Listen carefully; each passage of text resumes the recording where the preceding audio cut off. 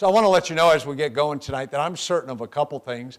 I'm certain that trials come from above, and God can use them in a wonderful way in our lives if we can put them into a biblical perspective and understand that the most terrible of terrible things that happened in our life and things that we went through can actually bring us closer to God and help other people get closer to God. So things I've been through in my life that have been the most terrible, worst, whatever you can think of in my life, God has turned around and used those things. So I understand what Brother Ron was saying, what Patch Hamilton was saying. So he started a ministry entitled Patch the Pirate. And he went around as Patch. And they traveled all over the United States and the world for 40 years. And then Ron found out he had Alzheimer's. But what a wonderful testimony. Well, thank you all for coming tonight. I love your country. It's my first time in Australia, so I had been in 70 countries prior to coming here.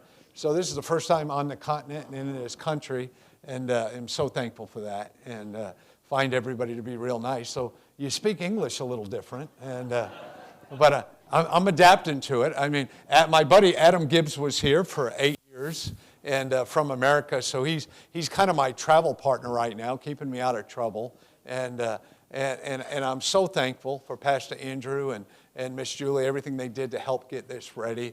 And we've only met on the phone a few times. And it seems like, I called them one time at I guess 6 in the morning or something I had the time all messed up. Never trust Google for anything is the word for that. Well, you can go ahead and change the slide. So my slide thing didn't work that far. So when we think of PTSD, when we think of post-traumatic stress, some people call it a disorder, a mental disorder or something like that. And I believe some of that can be. I suffered from those things. But when we think of that, a lot of words come to mind, right? There's a lot of connotations in my mind that come to my mind. And I think one of the greatest words up there is survivor. But we think about therapy and nightmares and depression and so many of those things that show up when we deal with trials. And those were all things. So all these words up here I wrote down were stuff that I was affected with. And all these things were a big part of my identity. And then God came along, and you could put like a line right through this whole thing and write Jesus. He stamped himself on all these things in my life. These words are still part of who I am, but God really helped them. So if you think about PTSD for a minute, and if you're someone who struggles for it to help somebody, think about a word that comes to your mind. What's the first word that comes to your mind? I sat down one time and I started writing down. Actually, a friend of mine made this slide for another organization, and he said, "Do you have any words for me?" And so for the next 6 or 7 hours, I typed every word I thought about that came up with PTSD. But when we think about those words, I want you to think about them as we go through this training and as we look at different things. Next slide. Think about what words, and you can go ahead and go through all of these and leave them up. There we go. And so we want to let everybody know that we're in no way associated with a medical organization. If you're receiving care for anything with PTSD or things of that nature, we think you still should. I'm actually married to a medical professional. She hasn't worked in it in many years, but my wife is a nurse. And so she tried to fix me, and she couldn't do it. Only God can fix you, I still don't think I'm fixed. I'm glad that God left me a little goofy, So if you get close to me, part of my story is I should let you know I was in a helicopter accident, and I broke my neck, collapsed the lung, broke my back, broke an eye socket, have a pin in another eye socket, broke 18 teeth in half, broken arm. I was all messed up. And I'll never forget, and I remember somebody coming along and said, "You're going to be all right," And I was sitting there going in my 7th surgery or something like that. But, as we look at this, we're not hooked in any way. But the purpose of this is God is a pretty major answer in our lives. But I'm absolutely certain, I want to let you know this, God uses doctors and God uses medicines and things like that. I woke up this morning, took my vitamins and my blood pressure medicine and all those kinds of things. But we get those, don't we? We gather. The older we get, the more medicine we gather. It's so bad for me now, I take a printout with me so I can let people know I don't remember them all. Yeah, but next slide. So we missed one. If you go back one, I missed that one line. There we go, number 3. Ask any questions. So I should tell you, I have a traumatic brain injury. I have ADHD. Do you guys know what ADHD is? I have OCD, and I suffer from DUMB. So I want you to know, dumb. So ask any questions. You can get me back online and straighten me out. I'll be glad to answer those for you. So you can go to that next slide now. And some had compassion, making a difference. Isn't that great that God has compassion and He allows some of us to work? I'm always amazed that God can use anybody to do what He would have us do. I'm amazed. I grew up in a little part of Connecticut out in the country. When people think of Connecticut, they think of New York City. But I was on the other side of Connecticut, way out in the country. And I'm amazed that, that I even met the Lord and things of that nature. But we have no idea what other folks have been through with PTSD. So remember that. If you got a question or want to make a comment, that's fine. I want to let you know as a disclaimer, we're recording this session, but we're not streaming it. So what we're going to do is we're going to look at the session. If you guys ask a question or say something, we're going to cut you out of it. But we'd like to show this to some people who maybe couldn't come out. But we want to assure you that no comments or questions that you ask or make or that you say will ever show up on anybody's video or anything like that. We would never do that. And don't pressure your loved ones. Sometimes people go and say, hey, get up and say something. Get up. And no, you don't have to do that. No one has to say anything. You can just sit here and hang with us, and that's okay too. Next slide. And so we got to remember when we think about PTSD, and I think that's where we start on page 2 of the book. If you're a blank person, my wife never misses a blank in a book. I'm the guy. I guess I have permanent jet lag or something because I'm like, honey, what were those last 4 things, Page 6, third one down. And that's okay if you ask them. Yeah, you can hit my friend Adam up over here. He's real good at that stuff. He'll tell you what it is. But remember, when PTSD, I remember, when you come home from being deployed or something, some people are injured. You could see their injuries. You could see they lost an arm, or you could see, like me, I'd been in a terrible accident or something like that. But when it comes to PTSD, there's no real signs. There's no real signs that say. So remember that people may not look like they have PTSD, and so everybody looks a little different, and many people suffer from it. So we got to remember everybody's not the same. I've never met anybody with PTSD that suffers exactly the same way as someone else I know. I've never had 2 people fit together. One time we had a camp up in Wisconsin, up in northern America, in the middle of the country, up on the Canadian border. We had like 175 people. We didn't even find anybody who suffered from 3 of the same things inside of that whole group. We had someone trying to figure that out, so it's okay. However, it looks different with everybody. That's what we want to tell you. And when you look at people, next slide, it always looks different. And so, like all ministries, we started with a Bible verse. And God put this Bible verse on my heart. And the spirit of a man will sustain his infirmity. So if we get hurt, God heals us up. We have a broken arm, and I've had a lot of broken bones. I've had a broken neck, and all that heals up. But when a wounded spirit comes along, so when our spirit is wounded, when we go through some of those things in life that are just terrible, we saw things, we went through things, we were hurt. That's what we're talking about there. A wounded spirit, who can bear? God. God can bear it. We don't want God as our co-pilot or our assistant. We want God doing the work for us. We want Him out front. We want to let God be God in all these things. And next slide. And so we always tell people that for those people who are coming to share with other people or to talk to other people, there's one more letter up there, brother. So we always tell people whenever we consult with someone or talk with people or talk with each other, we always use this slow where we establish things, we share with each other, get to know each other. We always do it with love. The goal is to overcome with Scripture, and then if people don't know the Lord, is to win them to the Lord. So I think that's a good acronym. That always helps me and keeps me in focus and where I'm going. Next slide. And so in America, you have it here too. We have a mandated reporter law. I was looking at yours at 3:30 this morning, that upside-down jet lag, and that I'm 13 and a half hours. So right now, if I'm home, I'm in bed keeping my wife up snoring. So, or just getting ready to get up, right, or something like that. But I love this verse. Romans 13 is real and true to us. And the Bible reminds us that let every soul be subject to higher powers. For there is no power but of God, the powers that are ordained of God. So if we find out, if someone was to come to us and says, I'm being hurt, or I'm hurting someone else or something like that, we have a legal responsibility here in Australia, just like in America, to report that. And so if someone's being hurt here or something, we want to help you. And we're the type of people where, Pastor or I or Miss Julie would go with you guys if you got to report something and make sure that it's a safe zone and that we take good care of you. The goal of this is God wants nobody to be hurt. Nobody to be our God is a loving God and a wonderful God. So next slide. So we wanted to mention that to you. So the American Psychiatric Association, I almost took this out, but it's very close to the definition you use as well. It teaches us that PTSD is an anxiety or emotional disorder which stems from a particular incident or evoking that significant stress. So something that happened in your life. We know it's found in combat survivors, training accident, all those things. And I want to let you know something, that we've kind of categorized the people that we work with into thirds. So about a third of the people that we work with PTSD have been hurt by the world.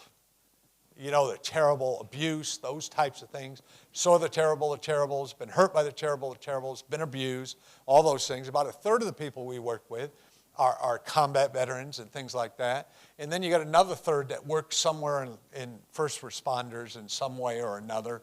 And that's kind of who we see. Sometimes we'll see more of the first one. Like we worked in a ladies' shelter in Maine and up across in Canada one time, and we were running about 90% people have been hurt. But I want you to know that PTSD can be caused by so many different things, but the answers to it are all in God's Word, and people join up and come together. Whenever we have a conference in America where we have like a long camp, people always meet each other. We've had like 37 marriages from people who've met at camps, and people become great friends, and it's completely different. So the first conference we ever had, we had a Marine who married a lady who had been hurt when she was a young girl, and I went and married them a year later, 1 mile from where we had the conference on the beach in Pensacola, Florida. And so it's though it may be caused by many different reasons, the answers to it are still the same. Next slide. And so there's a guy named Viktor Frankl. Many of us read his book, A Man's Search for Meaning. I remember my secular degree is in history when I first started going to college. And I love Frankl's book, A Man's Search for Meaning. And the reason I bring up Viktor Frankl is I think he has the most understandable definition I've ever seen for a working definition of PTSD. Frankl was in a concentration camp. He was taken from Poland before World War II and put into a concentration camp and lived in a camp. And he was about a 6 foot tall man. He weighed 62 pounds. When they found him, he was abused. He saw people murdered all the time and hurt and these terrible things. And he said, if I ever get out of here, I'm going to go and help people with PTSD. So he wrote that book, A Man's Search for Meaning. Next slide. And so I want to give you an idea, just kind of the groups of people we work with. And it changes a little bit, but you can see the kind of groups we work with and the people we work with. And by the slides, and abused children, about 50% of anybody who was abused as a child. More than 40% of battered women, raped adults, military veterans. I mean, you could fit children in here in all these different categories. Firefighters, police. Christian workers are abused. Every kind of workers are abused. But we're just trying to categorize some of the people we see. People say, well, where does the different PTSD come from? This kind of shows you the major, I think, 8 groups that we deal with. We try to keep numbers, and it's hard to fit people into categories, but it gives you kind of idea of who we see. Next slide. Okay, so I want to go ahead and stop with the meat of it now. So to have PTSD, we read that in the definition, didn't we, that it was a disorder and that it was caused by something that caused significant stress. So, for instance, my wife is a sexual assault survivor. When she was a young girl, she was abused by somebody, an older person, hurt her. And so that there was a trauma there that caused the PTSD. This verse, I like this verse over here in Proverbs 1:33. It says, but whosoever hearkeneth unto me shall dwell safely. So if we reach out for God, we look for him, we look for his protection, shall be quiet from the fear of the evil. God, we love you tonight, Lord, and we pray as we move forward that you would just illuminate your word to us and things as we go forward. And thank you for these dear ladies and gentlemen who are here tonight. Bless them, oh Lord. We beg you, if we need to do something to get our lives right and follow you, you'd help us do that. Oh God, that you would just illuminate things to us in Christ's name. Amen. And so next slide. So as we look at trauma, so to get PTSD, you got to have that one thing. Some people have multiple things. So for instance, in my case, my initial PT, there was a guy who died in my arms and he bled all over me and things of that nature. But there are also other things in my life that I didn't really look at that were traumas. Now, it's important that we understand that PTSD is caused by trauma for a couple reasons. First of all, we want to know what trauma or multiple traumas gave us PTSD. We want to quantify them and write them down so we know where to look in the Bible and we know how to look out for triggers. So this first night, we kind of talk about traumas, triggers, and healing from PTSD. But it's real important that we write down trauma. So when I consult a person, or my wife and I work with somebody, one of the first things we want to do is, what caused your PTSD? What were the significant stressors in your life? And we've heard some pretty terrible things, and I know you guys have been through some of those or lived through them yourself and met people. And so, but it's important to know them. So you can develop, as the slide says, PTSD when you go through or see or learn about an event, actual thing, anything that happened to you, like a violation, threatened death, serious injury, or some type of sexual violation. Obviously, that's a trauma. Doctors aren't sure, so somebody can go through. This is another thing that we always remind people, is some people can go through a very terrible thing, and someone else can go through a very terrible thing, and one of us gets PTSD, and not necessarily the other person. There's a great study during World War II, and your nation had so many heroes here, and as well, and there were two guys that come up from Italy. They had fought during the war, and they went up with a company. Their company had went from 220 people when they landed in Sicily, and by the time they got up into northern Italy and worked their way up into Germany and stuff during World War II, toward the end of the war, they had about 50 people left out of the 220, an infantry company, and they went to a battle coming out of Bavaria in Germany. Only 2 people survived, and both of them had to be carried away on stretchers. So out of the whole company during the war, only 2 of them made it to the other end. Now, both these guys, when they were taken away on stretchers, they said, both these men are going to die.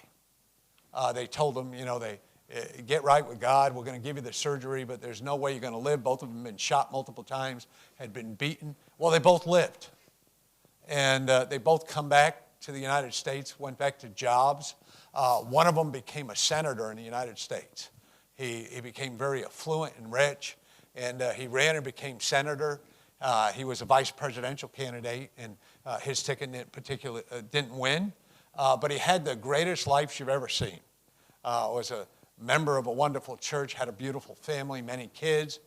The other guy became an alcoholic and drug addict, and his life turned upside down. 2 people went through the same things, but one of them got hooked up with PTSD and didn't do anything about it. Now, the other guy said, I had PTSD, but he got involved with church, writing, being around other people, helping people. One part of healing that I found out along my journey, one great thing about healing is it comes when you start helping other people. When you start hanging out, and God has a way of helping us. The more I help other people, the more I get help. And it's the greatest thing ever. And so stressful experiences, we know that can bring along this severity of a trauma that you go through. And it seems like some people... It seems like some of us in life can just be a punching bag for some of these things. But it's great when we realize this is what's happened in our life and we can move forward. Next slide. So when we look at these things, I just wanted to go through some of the things that can happen to people. You guys know these, but we see a lot of people who have been in car accidents, terrible car accidents, especially when someone else has been killed. The terrible things of being raped, sexually assaulted. These are things that bring about PTSD. And I put these in order, kind of how we see people. Next slide. And so being harassed, bullied, racism, all those things can make your worth go down. And you see, the devil has a plan with these types of abuses. The devil's plan is to ruin the image of God and other people in our eyes. That's the devil's plan. So as we get around these other people and stuff, we got to remember that the devil has a plan to take the image of God and downplay it. So being kidnapped, you don't even want to look up the number of people who are kidnapped. It's kind of scary. There's a lot of people who are kidnapped.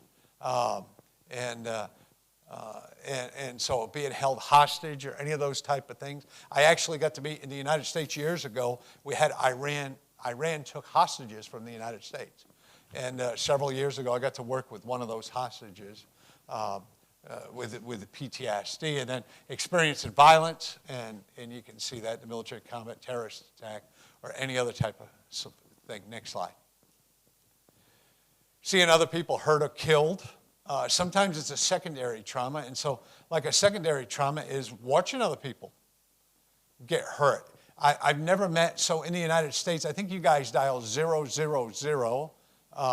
for your emergency number. In the United States, we dial 911. Well, the people who answer the phone, I've never met one of the people who are an emergency operator that did not suffer from PTSD.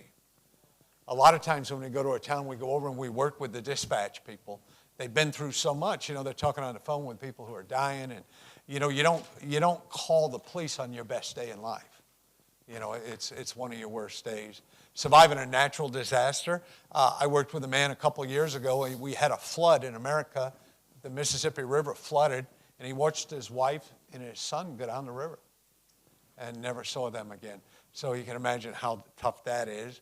And then, the pandemic was a big thing. I know in America, that really turned on people's PTSD. So we're going to talk in a minute about triggers.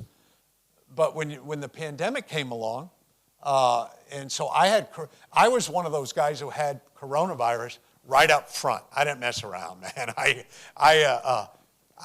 So I'm watching the president on TV. People are running around with PPE, all those yellow suits and masks around me, and they had fans keeping my stuff away from them. And I'm watching this little TV, and the president says, we're closing down because people are getting coronavirus.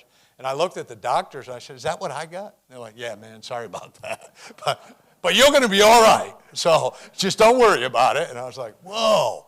But you can imagine, it was so scary for some people, right? I lost a sister. She had surgery. They didn't tell her, someone in the room. They didn't know how to deal with it back then. And so that turned on, that was a trigger. And next slide. So people were triggered by that. Traumatic childbirth, even regular childbirth causes some people to have PTSD.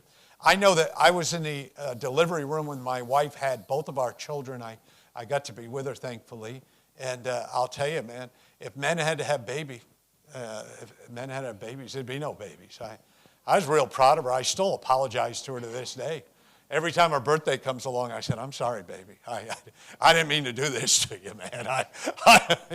It's pretty hard stuff. But losing someone close to you, especially, people who lose somebody who they're dying slowly next to you, somebody you love, that can cause PTSD, the circumstances. Being sectioned off in a health ward. That was one of the things when I had coronavirus. They put me down at the end of a hallway, and people would check on you from 20 feet away back in the beginning. By the time I had coronavirus the last time and I went to the hospital, they were coming in. How you doing? Let me get this spot off your face. It was so different over the course of those 2 years. But it's scary for people. And so you start thinking, am I going to die? Is this something that's going to make a lot of people die, right? So it triggers you. And being diagnosed with a life-threatening condition. Next slide. And so who's at risk for PTSD? Some people can be more vulnerable if they've experienced a lot of repeated trauma. So traumas get more tough on them. Once we've been through something bad, where, you know what happens in my life, especially when I was really being affected by PTSD, I'd say, boy, here it comes again. Have any of you ever been that way before? Where you say, boy, it just keeps hitting me. And so that makes you a little more susceptible. Next slide. And getting physically hurt or feeling pain. Having little or no support. We all need friends, don't we? We all need family. I tell my friends, check up on each other. I call my friends out of nowhere sometimes just to check up on them. Let's take care of each other. Somewhere in America during the coronavirus, we stopped connecting with people. I don't know if that happened a lot here, but we weren't, so where I'm from, it wasn't bad because we closed down in South Carolina for 10 days. that was it. And people, they told you to wear a mask, but people in South Carolina didn't really pay attention to it. So it wasn't as bad as some of the other areas in the States. But, you know, you got disconnected from people. You know, people, and again, worries, racism, seeking asylum, homelessness, all those things are traumas. Experiencing anxiety or depression. And you're either wound up, or when your winding comes down, you start thinking about all those bad things. And we're going to talk about how to deal with each one of these, but I wanted to talk about trauma first. Next slide. And so I want to talk about triggers. So if you can think about it like this, and I know I'm going a little fast, so if you guys have a question, and I believe there'll be more questions as we get into the individual items that people go through. But remember, you need to know your traumas. That's the baseline. That's the foundation of putting things together. So when we counsel people, like when I went through counseling school and stuff, the first thing they tell you is right away, find out what somebody's been through or what those things or thing is that causes them to begin to get counseling, right? You want to make sure that we know those things that bother us to the point where we need counseling or stuff. And one of the reasons we want to do that is because of this nasty thing called a trigger. And so triggers come along, and I just grabbed my water here. They remind us of that trauma, so they bring us back to the place where we got hurt. So when I went in the Army years ago, one of the things we did in the American Army is one of the weeks you have in basic training is to learn how to fire your weapon and fire it properly. So we got all excited. You know, we've been through a week of basic training, and we got all excited that we're going to learn how to fire on M16s. We're going to go to the firing range. We're going to have a good time. And I remember they took us in this room, and they had these big triggers. No weapons hooked to them at all. They were just triggers. And they spent like a couple days learning how to squeeze a trigger and not pull it. So you had to learn how the proper way to pull a trigger. But this is what I want to tell you. Our sergeant said, when a trigger gets pulled, something explodes. And I never forget that. Remember how important it is. You never squeeze a trigger unless you need to fire that gun at somebody and kill them. Because when a trigger happens, there's an explosion. Well, folks, can I tell you, it's the same exact thing with PTSD. When that trigger gets pulled, you can be sent back to that trauma. And all of a sudden, it can ruin a day and stuff. So it's real important you know the traumas so you can start looking for those triggers that set you off. Because you want to stay away from things that set you off. But here's the good news. I had things that were triggers for me 10 years ago that are not triggers for me anymore. And I'll tell you a little more tomorrow about what I went through with my trauma and everything. But God has a way He's brought me through a lot of those things that used to really set me off. And now they're not as bad. I love this verse up here. God reminds us to put on the whole armor of God that we may be able to stand against the wiles of the devil. This is what I've learned in life is what I plug into every day is what powers me. It's what gives me my energy. And so for me, what helps me is like this morning, real early because of the jet lag and my time zone being turned upside down, I turned on my Bible reading and read along in my Bible, and it helps me get through the day because I'm plugged into God for that day. I'm thinking about things I've read in the Bible, promises that God's given me. So when I plug into those things, it helps me with triggers and stuff. So every day in my life, for me, I add God in the Bible, I pray, and things first thing in the morning. Next slide. And so when you have PTSD, symptoms can come and go. For instance, if gunfire is your problem, we talk about if you hear a car backfire. Remember years ago when cars used to have carburetors and stuff, and they'd backfire, they'd make a popping noise like a gun or something, and that could set you off, or you can become very afraid. Your time in war can send you back. So again, whatever that trigger is, I want to stay away from. So I was working with a man a couple of years ago, and he had been in Vietnam and Desert Storm, and he told me, as I started working with him, he says, I don't know why. He was getting older, and he retired, and he was spending more time at home, and he told me, he says, I don't know what's setting me off. And I said, well, what are you doing that's new?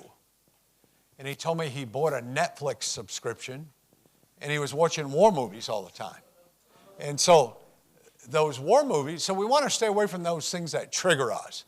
So if we've been through a particular thing, we really don't want to watch that on TV. And he told me, he said, my problem is I love these movies.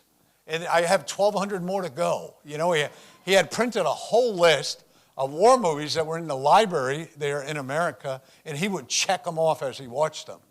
I mean, that's how you know you're watching too much TV, just to let you guys know. If you print a list of something to check them off, you're watching too much TV. That's the only thing I can tell you about that. Next slide. And so certain triggers can take you right back to that PTSD. You feel like you're going through it all over again. That underlying there is trigger can include sights, sounds, smells, anything that can bring you back to that particular zone. So I dealt with blood being all over me. And so the smell of blood, it's almost like metallic. It almost has a metallic smell to it. And I can remember the feel. It's like a lubricant a little bit. And so those were things, especially at while, that could really send me back. People screaming for help, all those things. And I'm one of those guys. I'm the unluckiest guy you ever met. If somebody has an accident or falls down or something, I'm the first one there.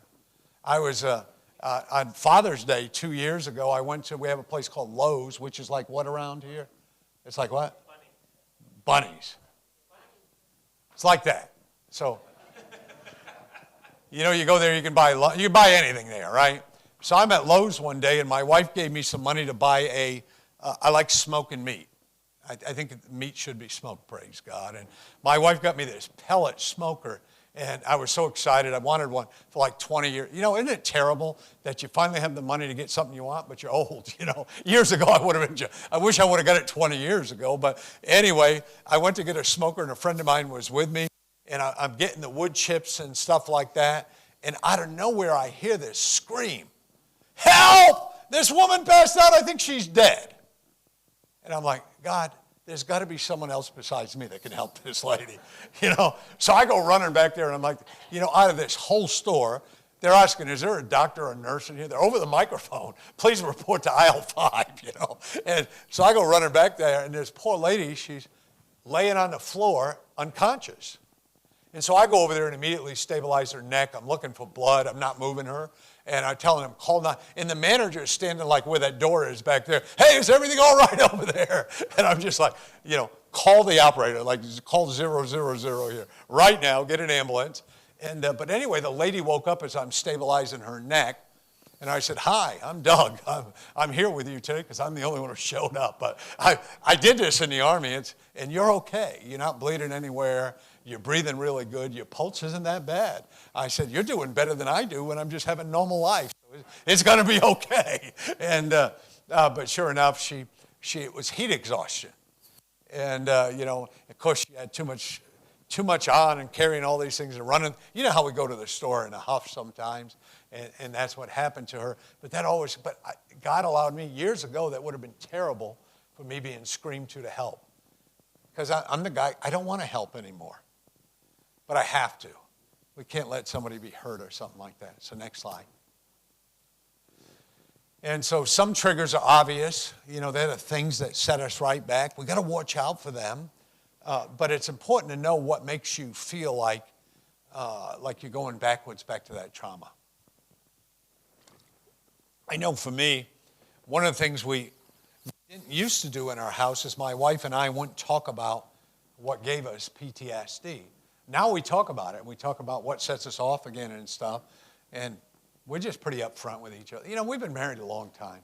You know, I think the first 35 or 40 years is pretty easy to be married. We just hit 40 years, you know. Those are easy days. But what happens, the longer we're married, you know, we decided we don't even fight anymore. You know, all that stuff went away like 20 years ago. I see people arguing in the store and say, honey, did you see that? I'm so glad we don't do that, you know. And I just let her win. You know, if she's mad at me, I'm like, hey, but I think when it comes to triggers, talking about them, talking with your spouse, helps. It helps me. You know, and so that's what we're talking about. Next slide. And so how do you develop triggers? Well, those things that brings us back to that zone, that's what it comes down to. that thing that leaves us a flight or flee or freeze zone. So we call it fright or flight syndrome. You know that. We add a couple things to that. So in the Army, we had a few things. We'd have the people that would want to run. We'd have the people that would freeze and just shut down. And then you'd have the people that would flee. But it's most important that we just trust these things head on. But it's when your senses go on high alert. You ever notice that where you're just like, something's wrong? You know, something's not right. And I was walking through New York City a couple of years ago, and someone stole my hot dog right out of my hand. Now, that's not a trigger, but I was mad about that. I just got the relish and the mustard and some chili on there. I loaded it. I mean, it was red. You know, if it doesn't drip down your arm, you did it wrong. And I just got all that done, and I was taking a selfie. Does anyone else take selfies of their food? Look me up on Facebook. You'll see food. All right.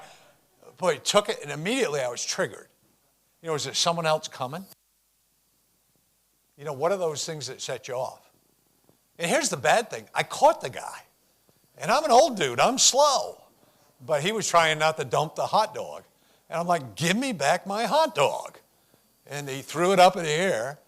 And I want you to know, I still ate that hot dog. It came down back. I licked it off my hand and everything. But next slide. I wasn't letting it go. And so your brain, so you ever go on a computer and you search for something? You know how you search for something? So on your computer, the best case scenario is it attaches a word or something, and your computer looks for that. Right away, your computer looks for that word. And in our brains kind of work the same way. We're not computers. God made us so much greater than anything like that. But when we think of a word or something, our brain goes right to that word, right? Well, when we have a trauma or we have PTSD, it goes in a different road. The path becomes different.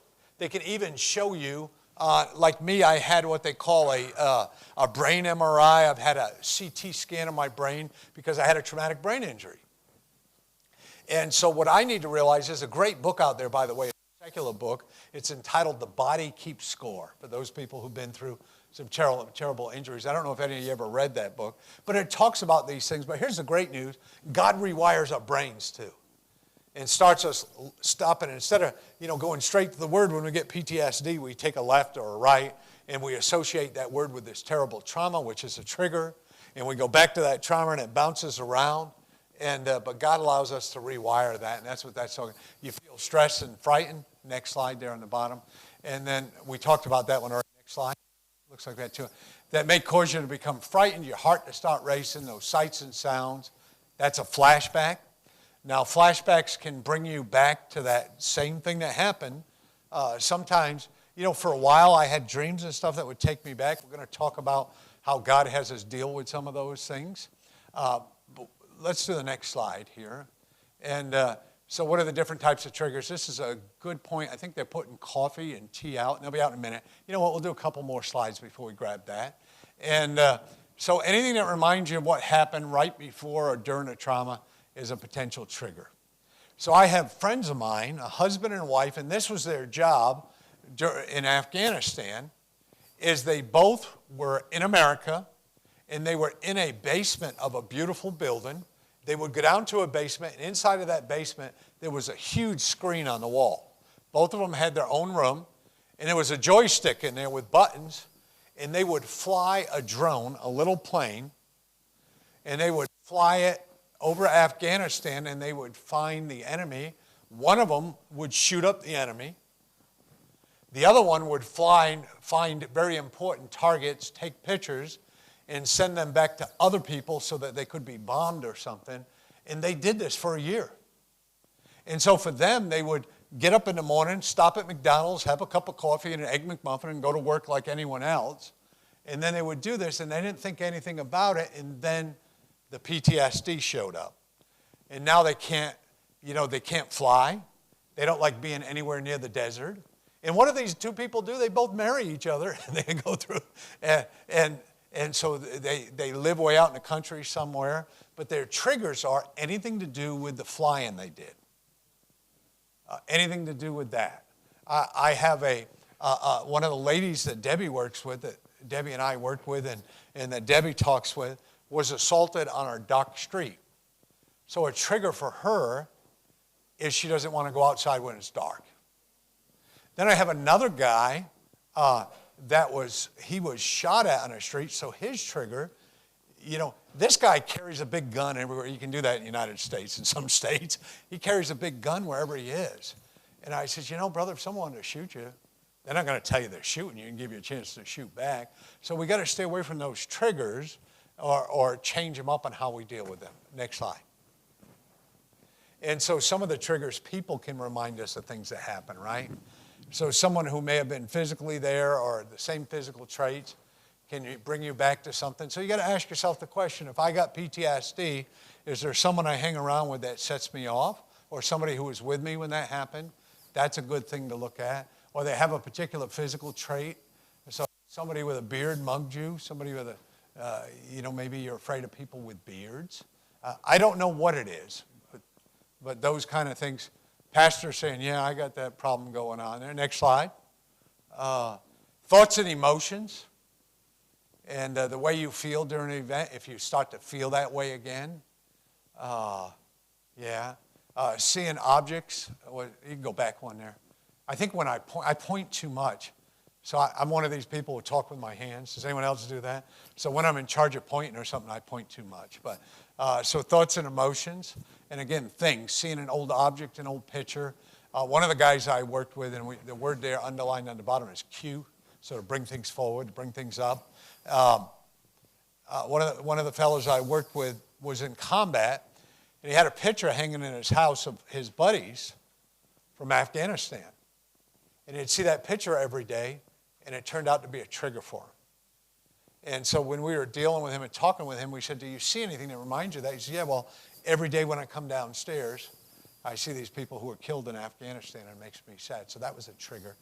So as we look at these triggers, so we talk about these traumas, these things that cause PTSD, and now we're looking at these triggers that take us back to the cause. And so things, we're talking about those objects. I reminded you that my friend had a picture of him and his buddies from Afghanistan, and they got hit by an IED, or an explosive device.